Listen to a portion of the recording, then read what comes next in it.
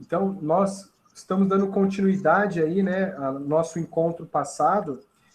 Nós paramos no segundo vídeo, né?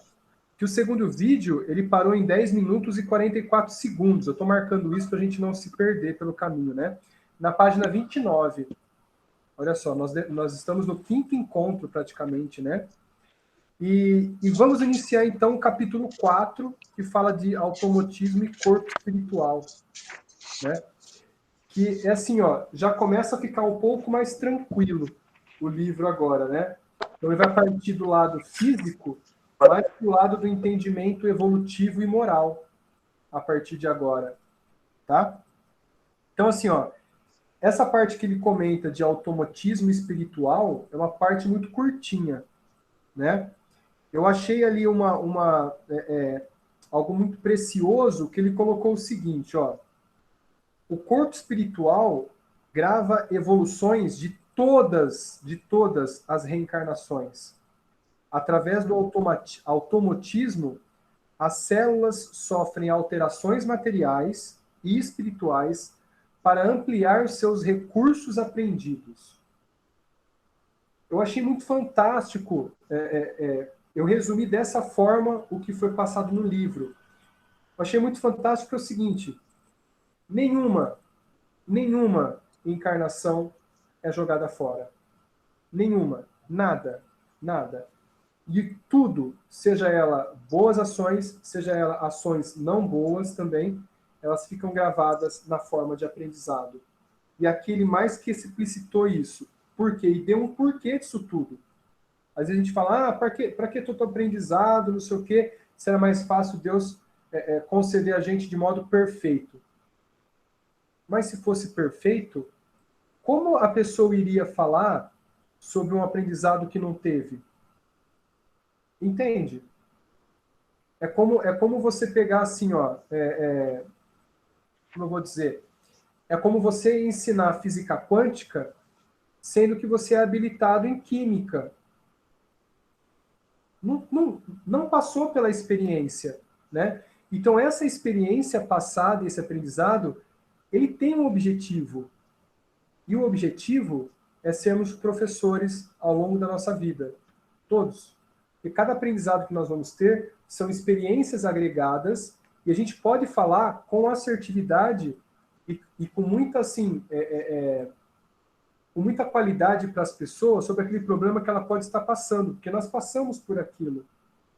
Pode perceber que as pessoas que nos procuram, elas trazem problemas que nós, muitas vezes, já passamos. É estranho, né? Então, assim, isso é maravilhoso. E esse capítulo, ele vai retomar sempre esse mesmo ponto. O aprendizado, a experiência para marcar o automatismo. Por que para marcar, chama de automatismo, desculpa, automatismo não, automatismo. Para marcar o automatismo. Porque para você sair do inferior e chegar a um ser sublime, quando você for um ser sublime, todas, vamos falar assim, as qualidades vão ser naturais, vão ser automáticas. Por isso, automatismo. Interessante, né? Nos próximos vídeos ele vai passar sobre isso. E aí, o que vocês acharam dessa passagem aí? Tiveram uma visão um pouco alterada, diferente? Tranquila? Tranquilo. Então tá bom. Aqui é bem curtinho, né? É bem curtinho. O próximo item, ele fala assim, ó. Atividades reflexas do inconsciente. Agora a gente vai entender o que é esse automatismo. A gente vai entender. Ele coloca o seguinte. A repetição de atos e aprendizados marcam o inconsciente e geram as atividades reflexas do inconsciente. Então, assim, ó, de todo o nosso aprendizado, essa repetição em diversas reencarnações, vai chegar uma hora que aquilo que nós erramos, nós vamos ter a prova. Prova se você sabe agora. A gente passa pela prova e passa mais rápido. Prova de novo. Passa pela prova e sai mais rápido ainda. chega um momento que fica automático, que nós adquirimos essa qualidade. Ou seja, fica automático no inconsciente. Então, para não chegar naquela questão da gente acabar em queda, a gente vai evitar no início. Como a gente evita? A gente passou por diversas experiências ruins. E antes de passar por uma nova experiência, vai ficar automático quando a gente aprende realmente. Então, a gente evita o percalço automaticamente, evitando aquele caminho, que vai ser algo natural. Não é? Sim, sim. É bem. Eu tive esse entendimento aí dessa relação. É claro para vocês isso, pessoal? É claro, é claro. Conforme a gente vai evoluindo, vai chegar um momento, quando a gente estiver vivendo no corpo, acima na oitava dimensão, que a gente vai deixar de ter o livre-arbítrio, porque nós não vamos ter necessidade do livre-arbítrio. Eu entendi isso que ele está falando. A gente não vai ter mais necessidade do livre-arbítrio, porque a gente só vai ter o bem em mente. Então não vai para que ter duas? Então não vai precisar, nós vamos só caminhar para o bem. Você sabe que o bem, né, a luz que a gente chama ali, ele colocou aqui mais para frente também. Eu anotei de uma forma mais assim, de forma mais atenciosa, porque ele deixa muito claro, e aí ele amarra todo esse contexto que a gente está comentando agora. Tudo que a gente passou, aqueles detalhes que nós vimos sobre os organismos, ele vai amarrar tudo isso de uma vez só. Ficou muito interessante, tá? Ficou muito legal. O próximo item, ele fala de Descartes, né? O cientista Descartes, né, do século XVII, para quem não lembra dele, né, ele comparou os animais com uma máquina. Ele fez o seu experimento e falou que o animal é uma máquina, que ele não tem alma, né? Ou seja, ele direcionou o automotismo dos animais, né, comparando com a máquina que estava sendo criada no século XVII, aí, né, depois da Revolução Industrial, né? Então, ele colocou que os animais são desprovidos de pensamentos e que são regidos pelo mecanismo nervoso. Aí o André Luiz ele conclui assim, ó. Porém, Descartes conclui que o ato reflexo obedece a um influxo nervoso no automatismo da alma. Ele foi assertivo disso.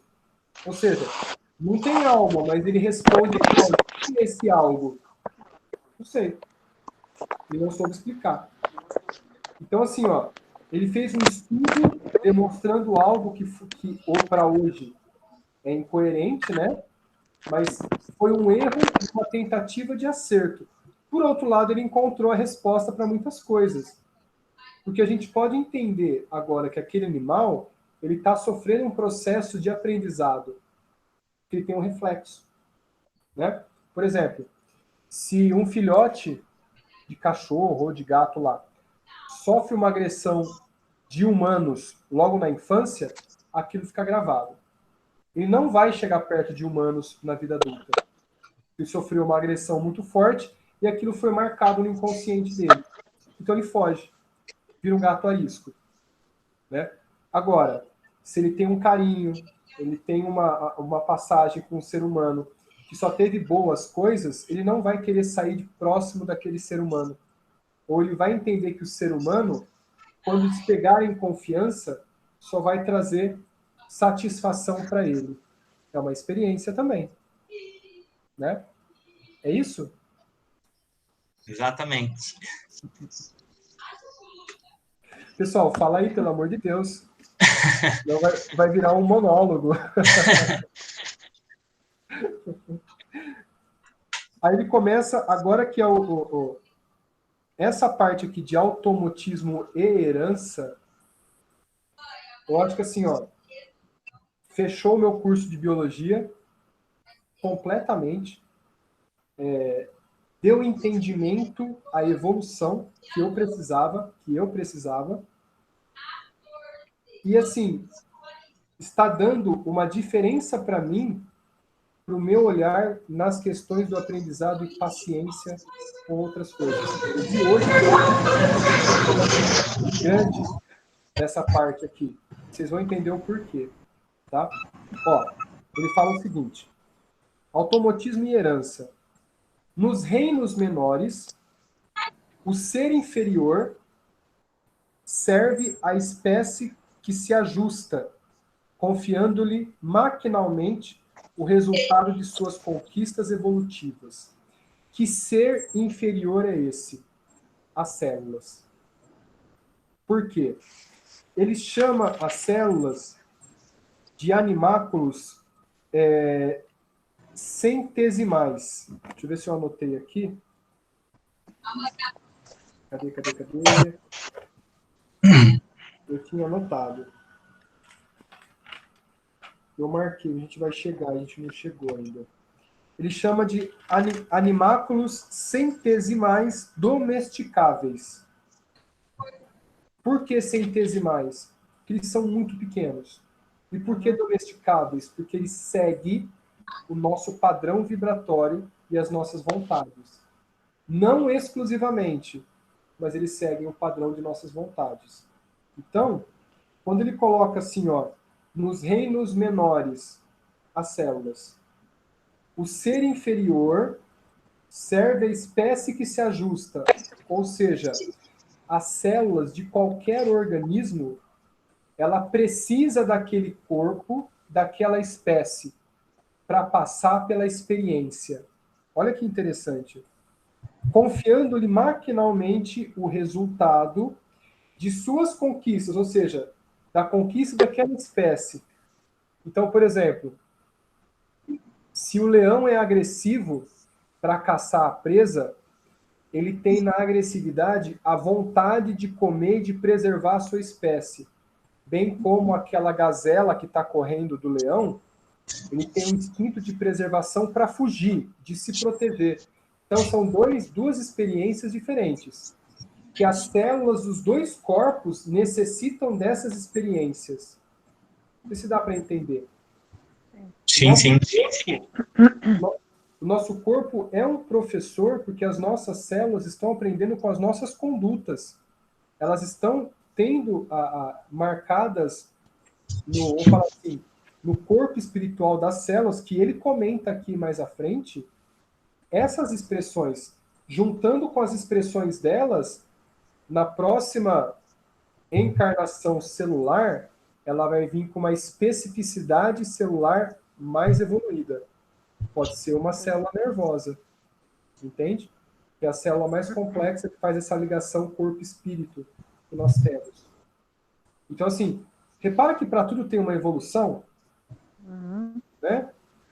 É engraçado que assim, a gente via evolução entre os seres de grande porte, mas até as células precisam dessas experiências. Olha que interessante. Aí ele comenta assim, ó.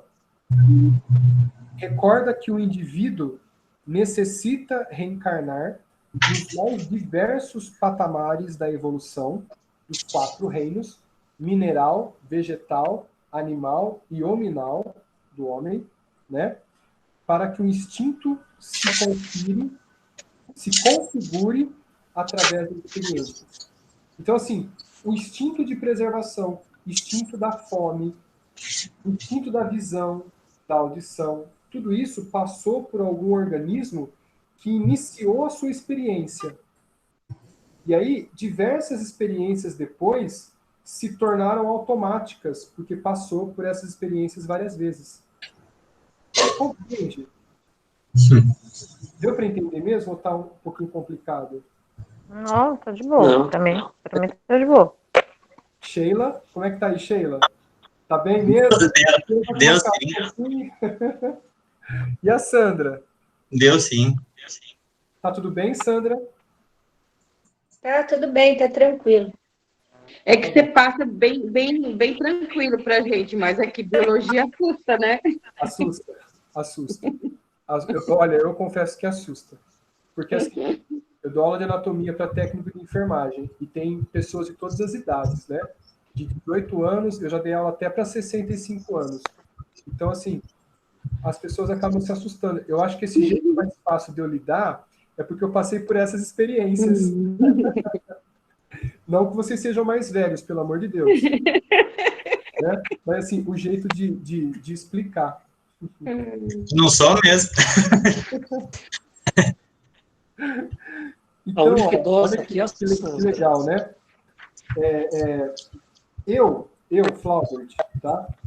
Eu coloquei os 4 reinos aqui, os 4 reinos, e coloquei, ao meu entender, quando eu montei a aula, uma palestra sobre animais, eu falei sobre isso nessa palestra.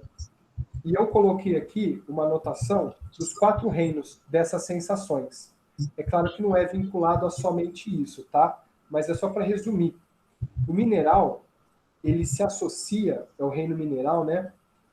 Os minérios se associam aos outros com diferenças de cargas elétricas, positivas e negativas, tá? Se associam também com partes orgânicas do nosso corpo, as partes vivas, que já é uma evolução. Por exemplo, aquela rocha que é a união de vários elementos minerais, né? Parece ser um estado mais primitivo do mineral. Quando esse mineral está dentro de um corpo orgânico, fazendo parte das reações vitais daquele corpo orgânico, eu vejo uma evolução muito grande. Entende? Certeza. Né? Por isso que tem alguns minerais que nem entram pelo nosso corpo. Quer dizer, eles entram e não fazem diferença, eles saem. Não fazem parte do nosso metabolismo, né? Que é o conjunto de reações químicas do corpo. Tá? Que é muito legal. Então, eu coloquei que o mineral tem a atração, o vegetal tem a sensação, mas como essa sensação? Ele vai explicar mais para frente.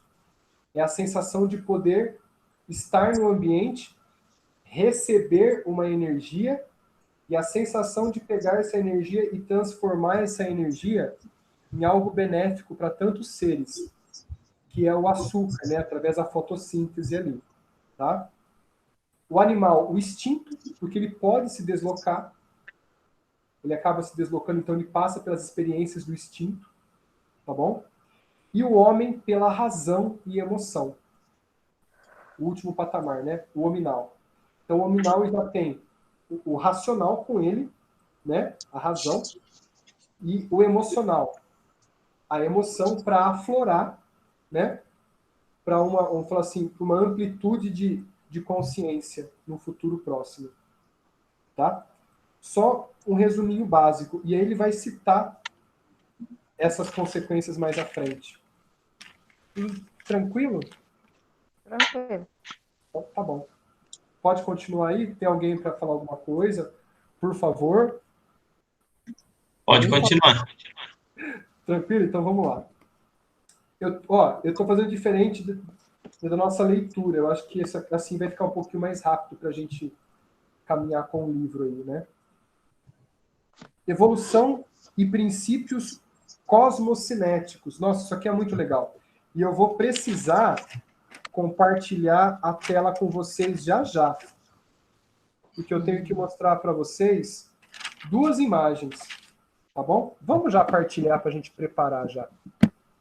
Deixa eu colocar na tela. Aqui. Vamos partilhar. Ó, faz o seguinte. Desliga para mim as câmeras para não ter desajuste de tela. Eu vou pegar o cabo da internet aqui para facilitar para a gente.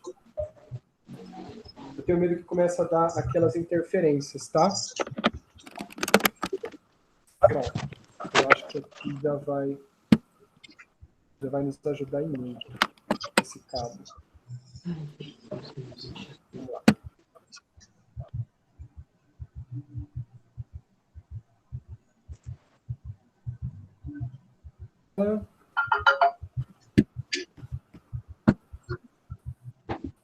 A hora que chegar, vocês me avisem, tá?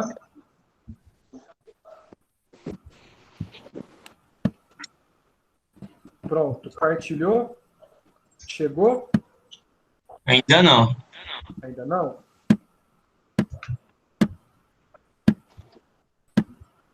Vamos lá, cadê? A minha tela de PowerPoint que está demorando.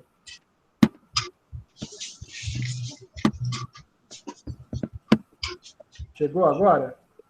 Não. Boa festa. Olha o trio. Não. Apareceu o trio, né? Apareceu. O cara com vergonha da minha filha, olha lá. Ó.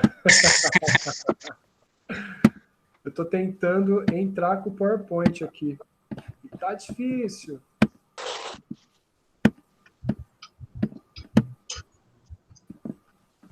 Vamos lá. Ai, meu Deus. Eu fiz alguma coisa porque tu não aparece. Não, sou eu. Não é você, não. É a minha tela. Tá. É a minha tela, fica tranquila. Eu estou tentando colocar o PowerPoint aqui. Ah, foi. Agora sim, graças a Deus. Foi, agora sim. Eu vou deixar aqui bonitinho, tá?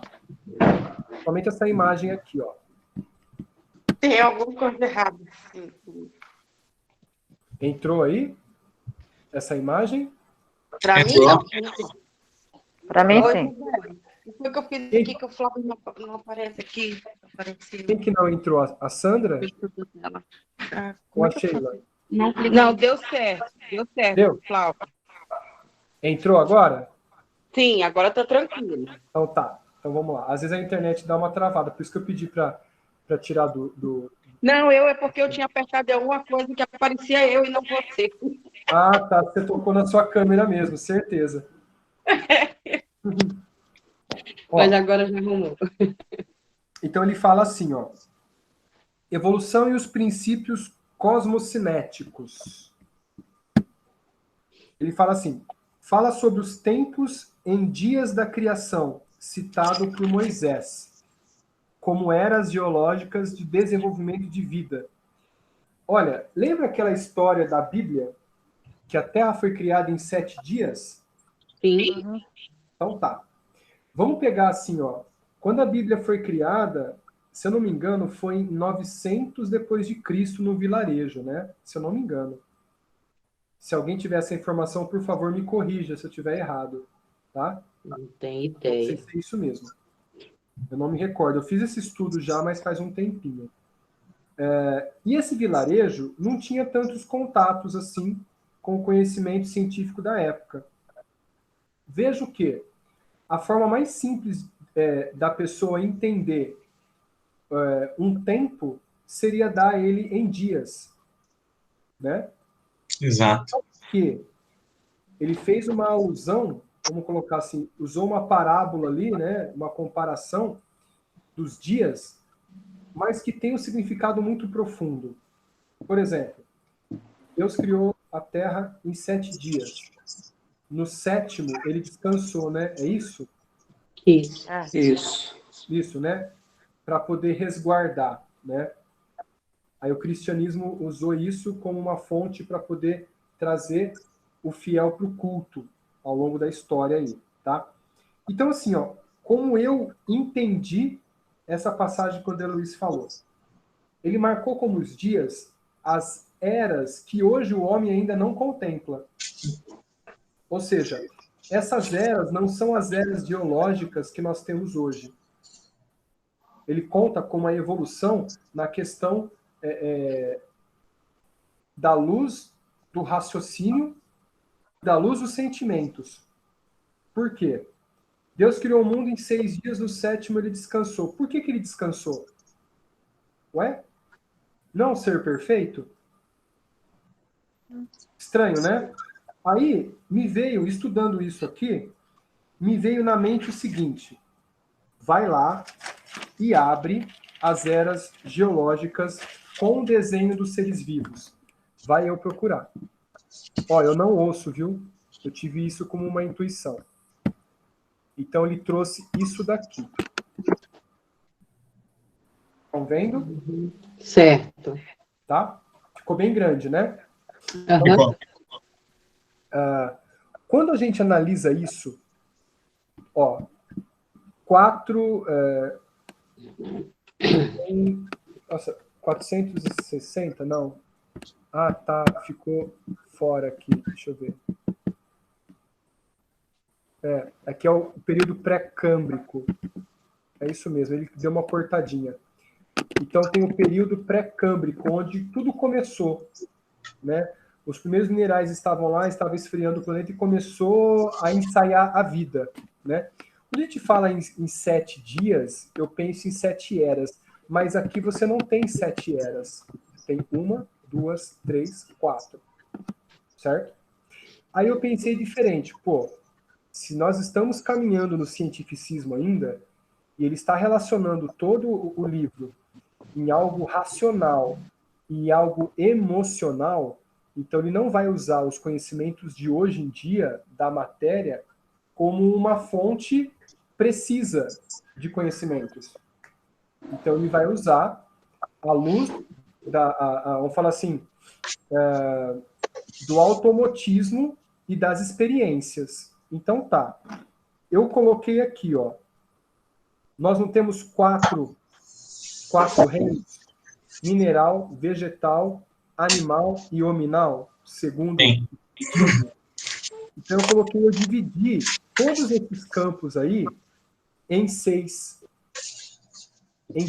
eras, começando ele pela era pré-câmbrica antes dela, que é a ação dos minerais. Quando se deu o Big Bang, há 13,7 bilhões de anos atrás, né, quando consta lá na Bíblia, e assim se fez a luz.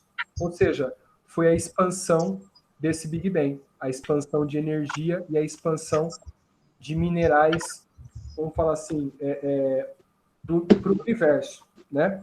Então, esses minerais começaram a sua ação. Está aí a primeira era, a ação mineral, onde você teve uma atração e a formação dos planetas. A segunda era, me veio à mente os primeiros seres de vida da Terra. Porque foram as primeiras experiências de alimentação, de predação, de fuga, vamos falar assim, a sensibilidade da luz solar, foram as primeiras sensibilidades. Terceira era, formação de animais primitivos, e principalmente os invertebrados, junto com os vegetais. Isso formou a terceira era, que eu tenho aqui. Quando a gente pega aqui, nessa imagem aqui, o pré-câmbrico, os primeiros seres vivos, e sobe em invertebrados, ele vem até aqui. A terceira era vem até aqui. Tá? Então, a primeira era antes dessa régua, segunda era os primeiros seres vivos, que são as bactérias, né? E a terceira era os invertebrados. A quarta era vem com os vertebrados. Por que os vertebrados? Porque já tem uma formação de um encéfalo, o sistema nervoso dentro do animal, já despertando a consciência. Não sei se faz sentido para vocês isso. Faz sentido. Faz sentido? Uhum. E aí, quando termina os vertebrados, aqui, quando começa o desenvolvimento do ser humano, quando desperta a consciência no Homo habilis. O Homo habilis foi o primeiro tipo de homem, né? Nós tivemos o Australopithecus, que era mais macaco do que homem, né? E o Homo habilis, que é aquele que curvado ainda, cheio de pelos, desceu da árvore e começou a ter a consciência de fabricar ferramentas, né? E começar a racionalizar sobre algumas coisas que ele vivia. Eu classifiquei isso como a quinta era. A sexta era, que está acima de nós, o homem imaterial, aqui já não conta mais. Nós estamos transitando da era do homem para o homem imaterial, ou seja, essa consciência que vai se expandir agora, nessa transição planetária. Isso só vai terminar no 7º dia. Por que eu entendi assim? Deus descansa no 7º dia. Por que descansa? Porque tem servidores que vão fazer por ele, porque pensam como ele e agem à sua semelhança. quando o homem for divino como Cristo, ele é imagem e semelhança de Deus e atitude. Eu achei esse entendimento para esses 7 dias, que nem Moisés. Faz sentido, pessoal? Ou eu falei besteira? Sério? Não, faz sentido. E você foi seguindo uma evolução, realmente. Faz sentido. Foi o que me veio à mente em prestar atenção nessa parte. Uhum. Nossa, é demais. A hora que chegou nesse ponto que eu falei, caramba, eu preciso dar uma estudada um pouco mais nessa questão mais a fundo para tentar ter uma certeza maior, né? Porque falar isso da boca para fora, imagina, quem que vai entender, quem que vai, como vou dizer, compreender, né? Uhum. Que legal. A Débora tá com uma carinha. Tô pirando, né? Quer que volta, Débora? Quer que volta? Não, é tudo muito esclarecedor. É. Mas há de convir com a gente que é esclarecedor, mas é confuso ao mesmo tempo, porque até então não se via, não tinha essa visão de tudo isso, né? A gente viu isso na escola, né, Flauber? Peraí, né? Tempinho já, né? Mas não com essa visão. Que a gente coloca agora uma visão espiritualista, né?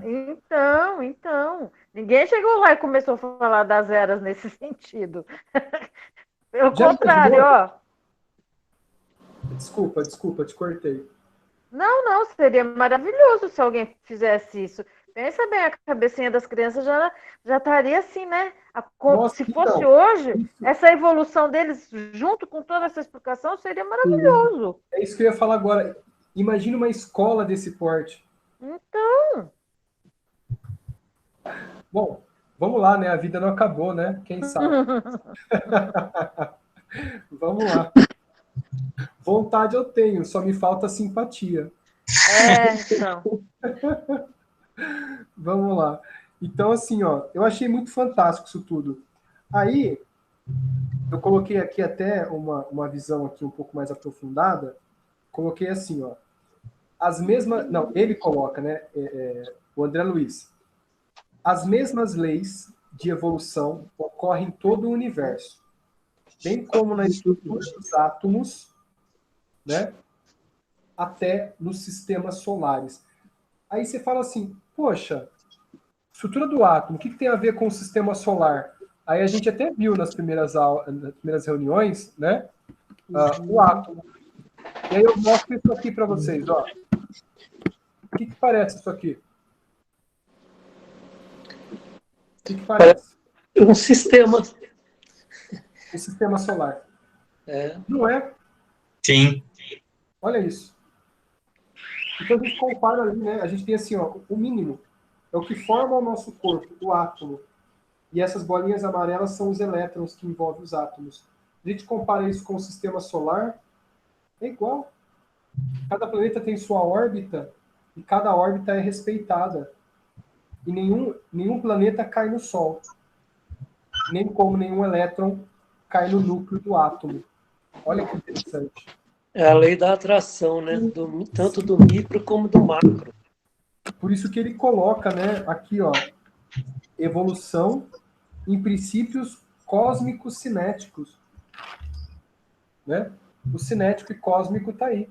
Olha só, o cinético, né, é o que vai girar, o que vai movimentar o cosmos.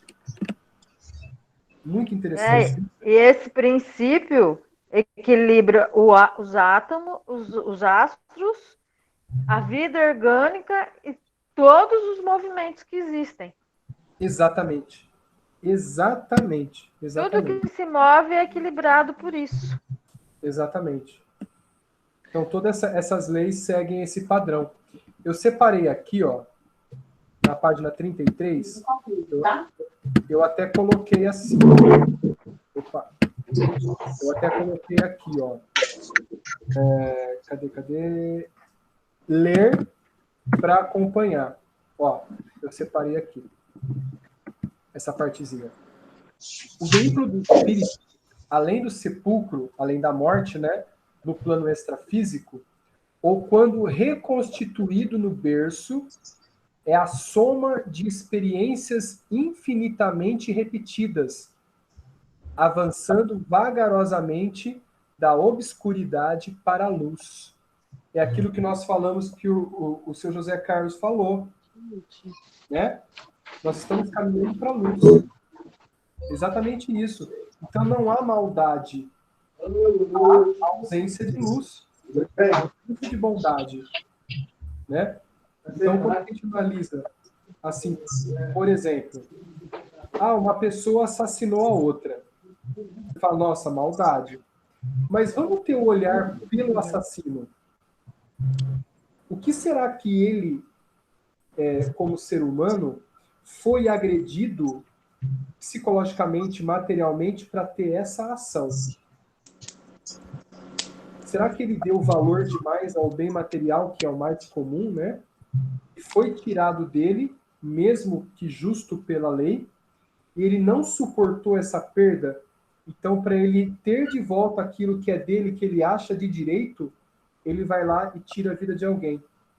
Ou seja, é uma ausência de luz. Por quê? Se ele soubesse que a matéria não é nossa, ele pouco ia estar se importando com aquilo que foi dele. Entende? É algo que, assim, ele está explicando aqui de uma forma que eu só usei um exemplo, para a gente olhar, né, um assassino, um malfeitor, né, por outros olhos, pelos olhos da caridade, pelos olhos no qual Jesus nos enxerga. Essa paciência, porque precisa passar pelo aprendizado, né? Aí ele continua. Nele, situamos a individualidade espiritual que se vale das vidas menores para afirmar-se. Ou seja, o indivíduo, para ser único, ele vai se valer das vidas de suas células. Olha só. Ou seja, das experiências celulares que trazem junto com ele, das vidas menores, que são as células, que lhes prestam serviço. E dela, essas células recolhem preciosa cooperação para crescerem ao seu turno, conforme os inelutáveis objetivos do progresso. Nossa, isso aqui foi fantástico. Ou seja, a gente ensina, mas a gente também tem as expressões das nossas células, das experiências delas. Olha que interessante. Virou uma salada, né? Mas ele remonta aprendizado constante. Deixa eu ver aqui. Já pensou que legal que deve ser estudar isso no plano espiritual? A hora que a gente vai, antes de nascer, né? Sua célula lá, que a gente estuda isso daí, que a gente tem os vários corpos, tem corpo que é mata-borrão, segura de vidas anteriores, sabe? Uns negócios assim que eu não me lembro agora. No curso de apometria a gente estuda isso. Aí você tá lá, você fala, nossa, olha só, minha célula era uma boboca, agora ela aprendeu um pouquinho, né? Deve ser fantástico isso. Não, agora imagina assim, a gente está estudando lá, mas simplesmente a gente vê. A gente vê acontecendo. Certo? A gente vê a energia, vê lá, e a gente analisa as células e todas as experiências que ela tem. Né? Agora imagina o arquiteto de corpo, que a gente sabe que tem uma pessoa que é arquiteta geneticamente para a gente nascer com exatamente este corpo. Exatamente. Tem um departamento específico no plano superior sobre isso daí. Nossa, eu acho que são esses geneticistas de hoje que estão lá, né? Ou então que vão vir para cá para dar novos rumos aí à nossa genética, né? Exatamente. Aí a gente fecha esse capítulo, se eu não me engano, esse vídeo, né? Com genes dos órgãos psicossomáticos, tá? Não, vai lá, Sheila, fica tranquila. Fica tranquila. Depois você ouve aí o finalzinho, a gente já está acabando, tá? Já são quase 9 horas. Pra gente terminar aqui. Ele continua, né? Os genes dos órgãos psicossomáticos, é o último item desse capítulo. Fala o seguinte: os sentidos nasceram das experiências inferiores de vidas primitivas para gerar reflexos, que é aquele reflexo automático. Ou seja, eu não vou mais passar pela experiência ruim, porque quando demanda aquela experiência ruim, automaticamente eu já vou para outro caminho, sem precisar passar pelo caminho da prova de novo. Então ele coloca assim, ó, o tato em impulsos ameboides, ou seja, as amebas são aqueles seres unicelulares, né, que tem os impulsos de deslocamento. Então ela tem que tocar em tudo para ver onde ela está. Aí começou o impulso tátil. A visão, a sensibilidade das algas à luz, que é a fotossíntese. Então ela se direcionava através da luz. Isso ficou tão frequente que nos animais superiores traz esse impulso da visão. O olfato, nos animais marinhos que eram atraídos por certas regiões de sobrevivência, né? O paladar das plantas, que certas plantas têm pelos viscosos para fazer digestão, como as plantas carnívoras, tá? E o sexo, o impulso do sexo, nas algas marinhas. Por quê? Porque nas algas primitivas você tem uma estrutura celular que é semelhante ao espermatozoide e é semelhante ao óvulo. Tá? Tanto é que na botânica a gente comenta que são nomes muito parecidos. Por exemplo, no homem temos espermatozoide e na mulher temos óvulo. Nos vegetais nós temos anterozoides, olha só, anterozoides são os espermatozoides dos vegetais. E oosfera, que é semelhante ao nosso óvulo, que é uma célula esférica também. Olha como tem semelhanças. Tá? Sim, sim. Bem legal, né? Uhum. E ele termina com o trabalho da inteligência. Ele é bem curtinho, né? Ele coloca aqui, ele fecha isso tudo. Conquistada por si, em cada criatura, com a visão da divindade que o aguarda a evolução. Ou seja, cada ser precisa conquistar o seu automatismo, como nós estamos passando pelas experiências. Entende? Cada vez mais complexas, e as experiências dessa vida não vão ser nada comparando a experiência da nossa próxima vida. A gente poder reforçar e criar isso, um automatismo que vai ficar assim, ó, o resto da eternidade. Eu tô achando que eu vou parar de estudar, porque a hora que eu chegar lá em cima, a cobrança vai ser pior ainda. Ai, meu Deus do céu.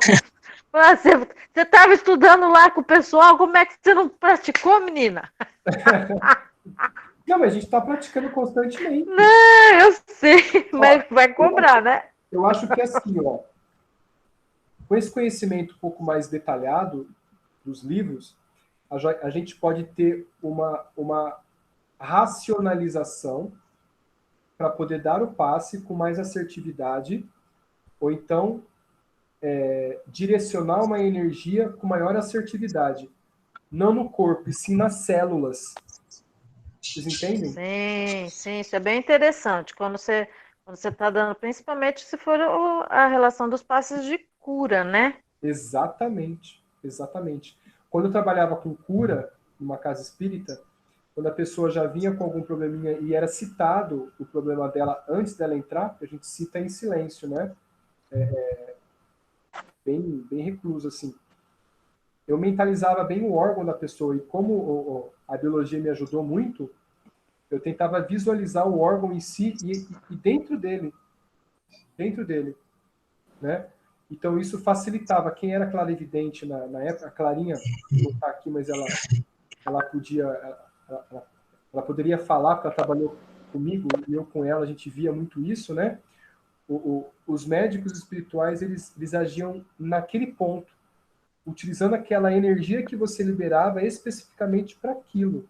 E se você tem o conhecimento, eles até comentavam, para eles é até melhor, porque você dialoga com eles e tem a energia correta para poder disparar para o tratamento da pessoa.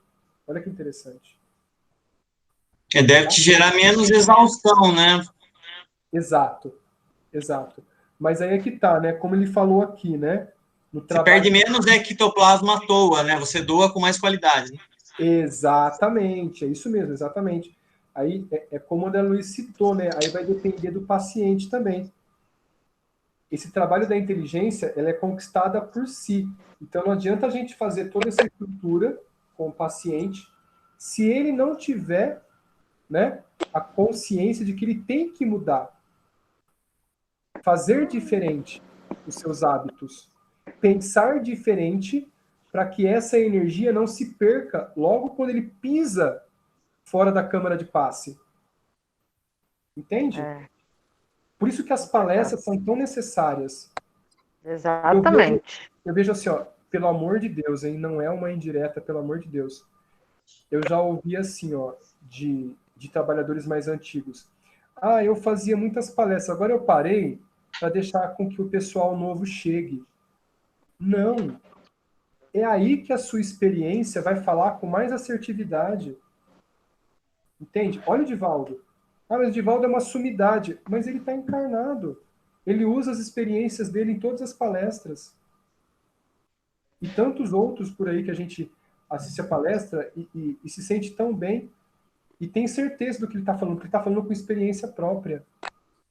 Sim, né? Porque se acontece um aprendizado ao longo da palestra, muitas vezes ele fica menos refém do próprio passe. Exato. É isso mesmo. Exato. Perfeito. O passe, ele é uma harmonização, né? Então, quanto mais a pessoa precisa e suga aquele passe, mais desarmonizada ela estava, né? E de onde vem essa desarmonia? Né? Bem lembrado. Vem tanto do interior da pessoa, né? Dos seus atos, da sua consciência, quanto do exterior também, né? Bem então, o passe é um harmonizador, vamos dizer assim, né? Perfeito. Ele vai te pôr no eixo novamente, né? Isso mesmo. Pessoal, vamos terminando hoje, ó, já passamos um pouquinho do horário. A gente parou no capítulo 5, então. Eu vou até anotar aqui. No nosso encontro posterior, nós paramos, então, no terceiro vídeo, tá? Começando o capítulo 5.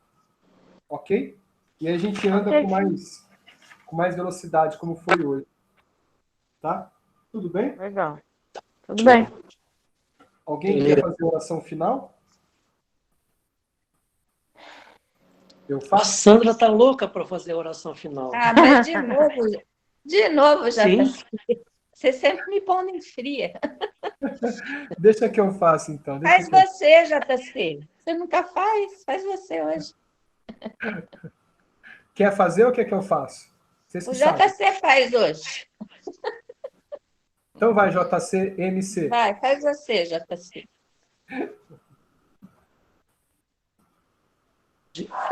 Vamos lá, então. Vamos rapidinho, que o tempo urge. Tem uma cozinha para arrumar ainda. Eu também. Vamos levar no pensamento, em forma de agradecimento a Deus pela oportunidade de mais uma reunião onde a gente pode ampliar os nossos conhecimentos